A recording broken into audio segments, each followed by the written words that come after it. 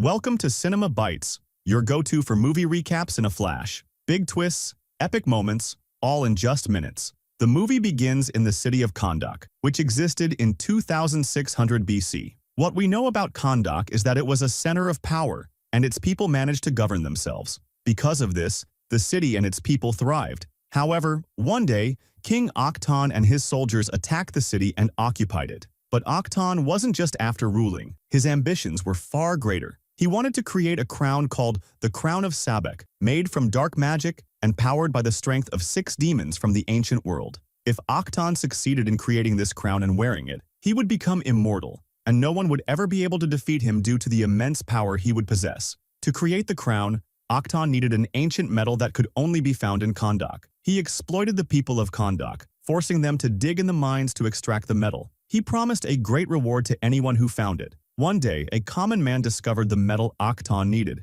He was overjoyed, believing that after all his hard work, he would deliver the metal and receive Akhton's reward. However, when others around him saw the metal in his hands, they tried to attack him and take it to deliver it themselves for the reward. The man was unable to fend them off, but a child working in the mines intervened, telling everyone that they shouldn't fight over such a thing because they were not enemies. He reminded them that they all had one common enemy, and that if they wanted revenge, they should take it against him.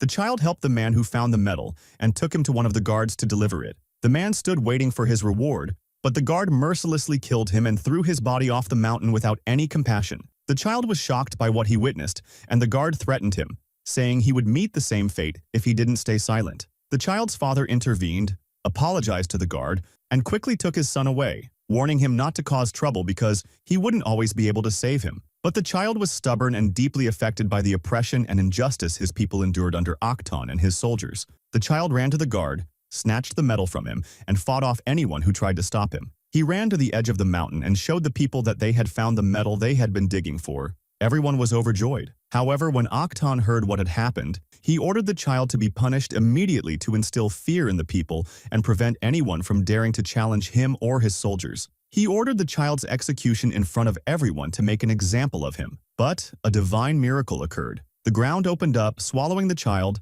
and then closed again. This was because the Council of Wizards, also known as the Protectors of the Earth, had chosen the child to inherit their power and granted him supernatural abilities. Through this power, he could help and stand by his people. The leader of the Council of Wizards uttered the word Shazam, transferring the power to the child, who then became endowed with extraordinary abilities. At the same time, the crown of Sabak was completed and delivered to Akhton. As soon as he placed the crown on his head, the child, now no longer a child but a hero named Adam, confronted him in a fierce battle. The fight ended with Adam's victory, and the crown was buried in a secret location to prevent it from falling into the wrong hands. From that point on, no one heard anything about Adam. Fast forward to the present day, Kahndaq is now ruled by international mercenaries, and its people suffer greatly under their control. They hold on to the hope that their hero, Adam, will reappear to liberate them. We are then introduced to a boy named Eamon, who roams the streets freely on his scooter. He stops at a checkpoint and waits for the cars to pass.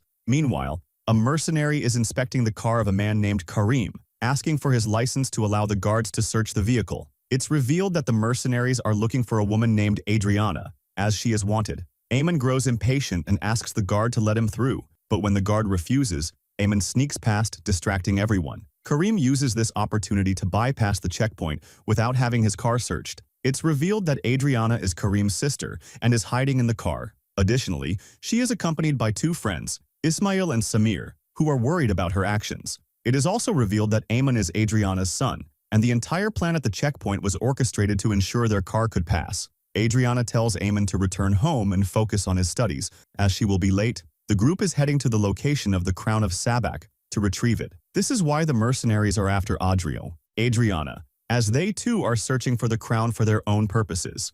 Adriana, however, knows they would use it to harm people, so she wants to take it for safekeeping. The next day, they arrive at the mountain where the crown is hidden. Karim stays in the car while the others proceed inside. Adriana begins reading the inscriptions on the walls as she understands the ancient language. The group is skeptical about the crown's existence, as it has been missing for 5,000 years. Suddenly, Ismail disappears, and Samir goes to look for him. Moments later, Samir falls from the mountain to his death in front of Karim, and the mercenaries attack the site. Ismail reappears inside the mountain and Adriana is surprised that Samir is not with him.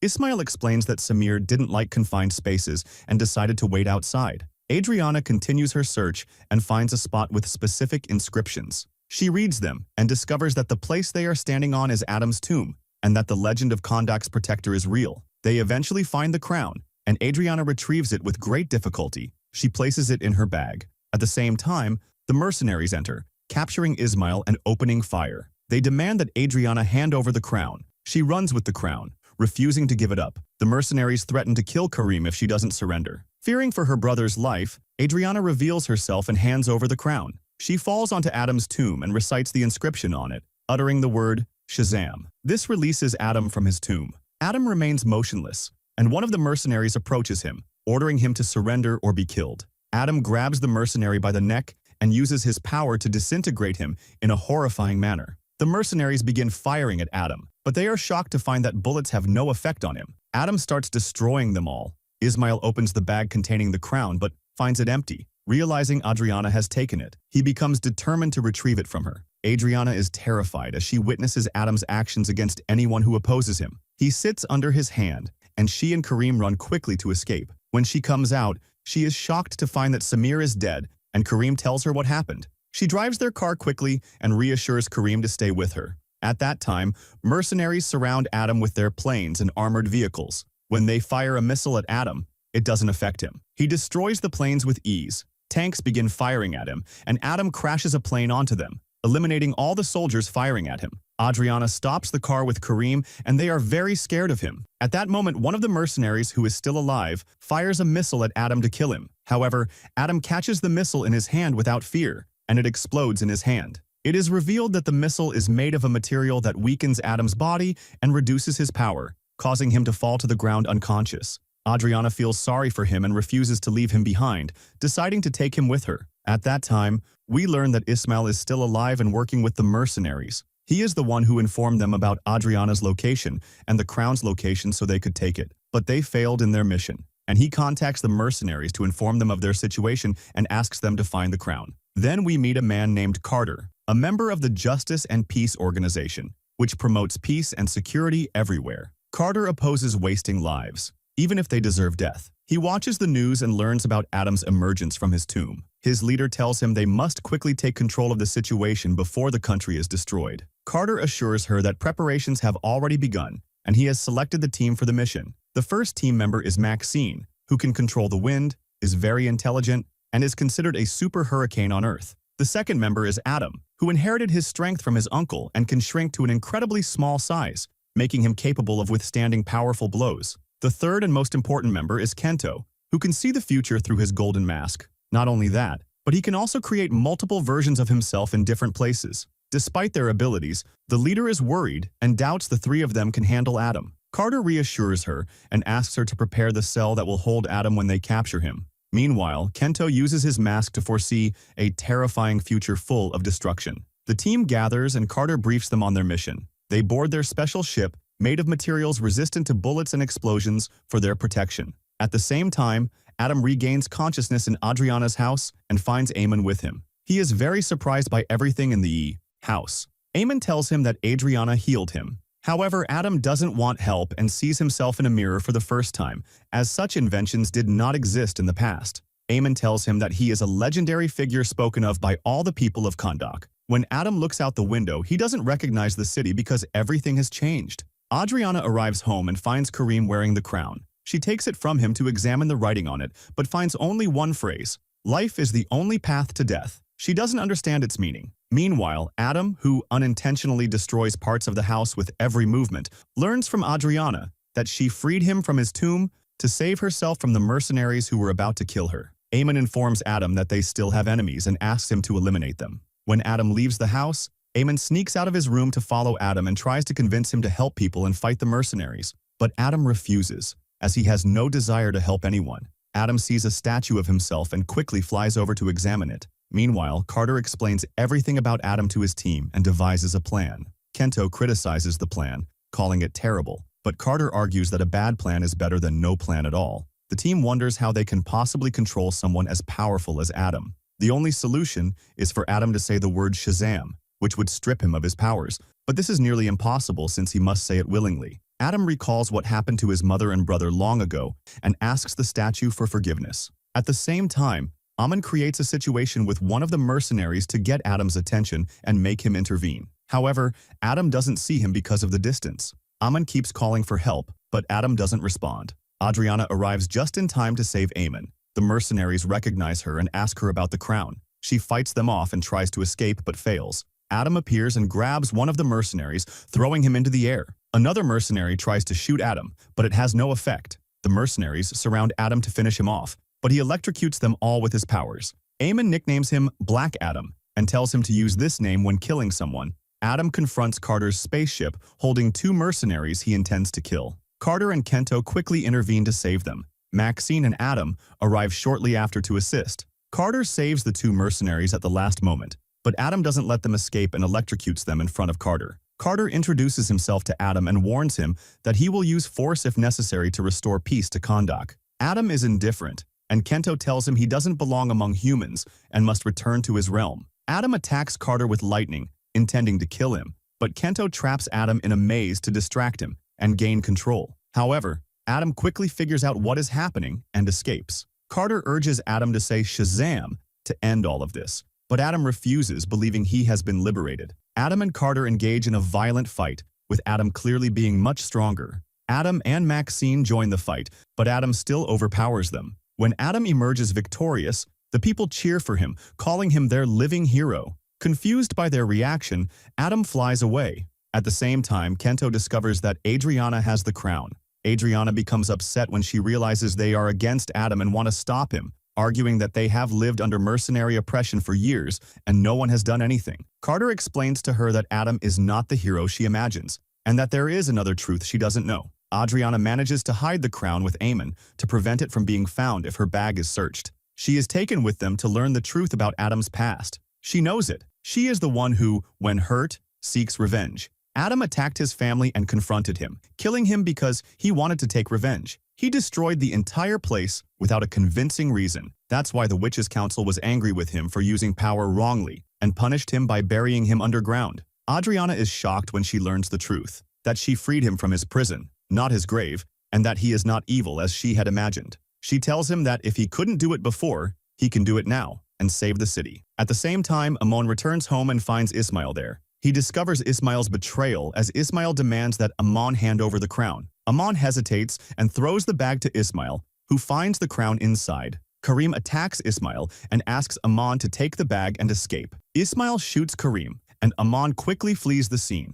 Ismail then contacts the mercenaries to capture Amon and retrieve the crown from him. Later, Carter and his team approach Adam to persuade him to say the word Shazam. It becomes EVI. Evident that the relationship between Carter and Adam is very strained. At the same time, Amon contacts Adriana to inform her of what happened. He tells her he is hiding in a secret place in his room and asks her to save him. Adriana asks everyone to stand with her, rescue Amon, and forget their enmity. Amon tries to escape from the secret place, but the mercenaries spot him and chase him until they capture him. However, Adam manages to save him at the last moment and begins destroying all the mercenaries. Ismail appears, takes Amon, and escapes with him. Adam sees them and starts chasing them to rescue Amon. Adam encounters multiple identical spaceships and cannot determine which one Amon is in. Amon contacts Adriana and reveals that Ismail is behind all this and wants the crown from her. Amon had hidden the crown before being kidnapped to prevent Ismail from taking it. He tells Adriana his location and asks her to come to him.